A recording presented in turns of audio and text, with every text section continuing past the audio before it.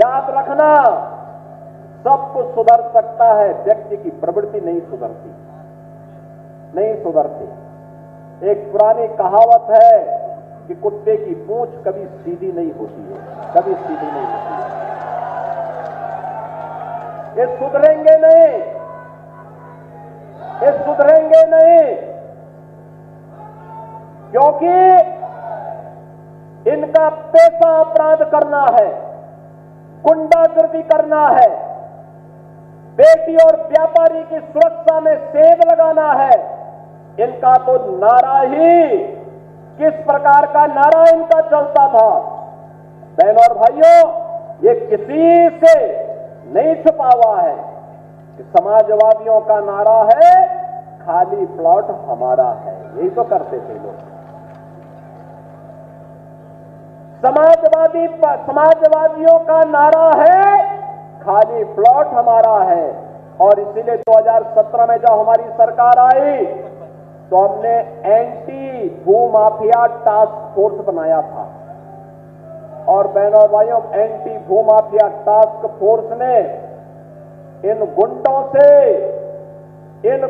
से 64,000 एकड़ लैंड कब्जे से खाली करवाई है। इनकी बौखलाहट तो वहां है, इनकी बौखलाहट वहां पर है।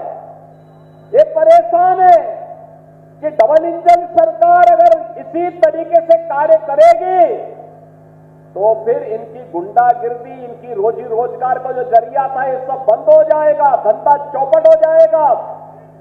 और धंधा चौपट हुआ नहीं कि पार्टी भी चौपट हुई नहीं। और अपने उस चौपट होने के भय से आज ये लोग घड़ियाली आंसू बहाने का काम करेंगे, आपके पास आएंगे, तमाम प्रकार की दलील देंगे, तमाम प्रकार से आपको उलाहना देंगे, लेकिन इनके कई बहकावे में आने की किसी को आवश्यकता नहीं। ये वही लोग हैं जिन्होंने उत्तर प्रदेश के नौजवानों के सामने पहचान का संकट खड़ा किया था। ये वही लोग हैं जिन्होंने बेटी और व्यापारी की सुरक्षा के सामने संकट खड़ा किया था। ये वही लोग हैं जिन्होंने उत्तर प्रदेश के विकास को बाधित किया था।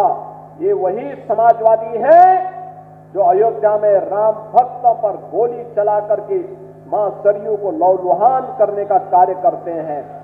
इसलिए बहनों और भाइयों, इन पे विश्वास करने की आवश्यकता नहीं। मैं तो आज आपसे कहने के लिए आया हूं, आपके सामने ज्यादा दूर नहीं जाना है। हम काशी और लखनऊ या गोरखपुर के विकास की बात नहीं कर रहे हैं। आज विकास का मॉडल अगर किसी को देखना है, हमारी अयोध्या धाम में आ जाए, अयोध्या में आकर के देखें कैसे विकास होता है।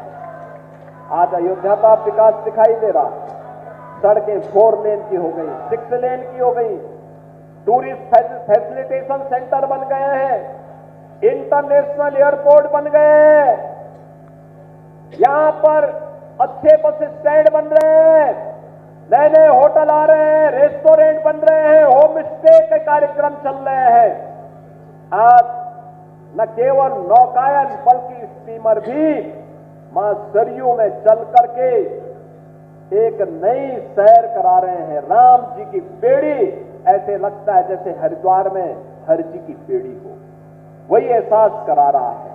और इसलिए बहनों और भाइयों, यही तो विकास, यही तो श्रद्धालुओं का आगमन, यही समाजवादी पार्टी को अच्छा नहीं लग रहा है। उनको ये अच्छा नहीं लग रहा है। वो तो इस बात का भी विरोध कर रहे थे जब अयोध्या में राम मंदिर के विवाद का समाधान हुआ। पहले क्या कहते थे? कहते थे कि अगर अयोध्या का समाधान हो गया तो खून की नदियां बहेंगे।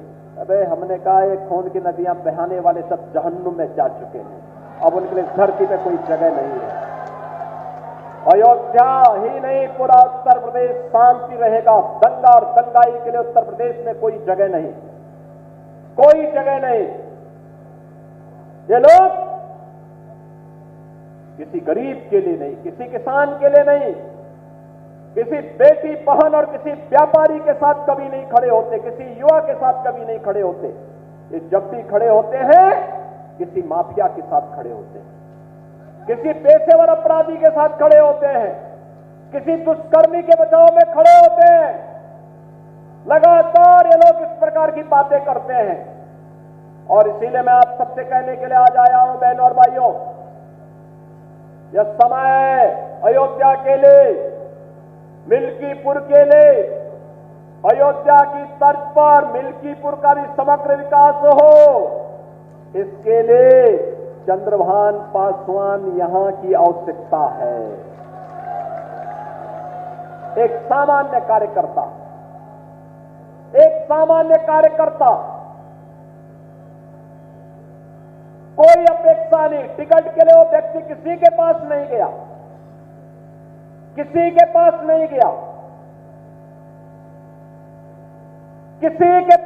गया, केवल भाजपा का कार्यकर्ता है, राष्ट्रवादी मिशन के साथ जुड़ना है। और बहनों और भाइयों, एक ही मिशन है, अयोध्या का विकास हो, मिल्कीपुर का विकास हो, रुधौली का विकास हो, बीकापुर का विकास हो, अयोध्या समग्र विकास की तर्ज पर आगे बढ़े, रोजगार का सृजन हो, बेटी और बहनें सुरक्षित हो, हर व्यापारी को अपना व्यापार बढ़ाने का अवसर प्राप्त हो। और इस मिशन को केवल डबल इंजन की भारतीय जनता पार्टी सरकार ही ले जा सकती है। और इसीलिए मैं आप सबसे अपील करने के लिए आया हूं, कल सायंकाल चुनाव प्रचार बंद हो जाएगा, घर घर जाइए, अपनी प्रतिष्ठा के साथ इस चुनाव को जोड़िए और एक एक व्यक्ति को बताइए कि जाति के नाम पर, मत और मजहब के नाम पर जो लोग वोट लेने वाले लोग हैं, ये वही लोग हैं जो सत्ता में आते हैं, अपने परिवार की बात करते हैं, सिफाई का काम करते हैं। मुझे लगता है, मैं कह रहा हूं, याद करिए, मैंने जितना गोरखपुर में विकास कराया है या प्रधानमंत्री जी के आशीर्वाद से जितना विकास काशी में हुआ है, उससे ज्यादा अयोध्या में हो चुका है। क्या कोई भेदभाव हुआ है? क्या कोई कह सकता है कि अयोध्या के साथ भेदभाव हुआ है? अरे हमने तो, ये लोग तो अयोध्या में कारसेवकों का रक्त बहाते थे और हम लोगों ने अयोध्या में दीपोत्सव से जो यात्रा प्रारंभ की, आज घर घर में दीप जल रहे हैं अयोध्या में। एक एक मठ मंदिर बिना भेदभाव के, कोई जाति नहीं, ये कौन जाति का मंदिर है ये भी नहीं देखा, वो रविदासी है, वाल्मीकि समुदाय का है, किसी भी कोरी समुदाय का है, किसी भी समुदाय का मंदिर है, मठ है, धर्मशाला है, उसके पुनरुद्धार के लिए, उसकी कनेक्टिविटी के लिए, उसकी जन सुविधाओं के लिए सरकार ने भरपूर मदद की और सरकार भरपूर मदद कर रही है।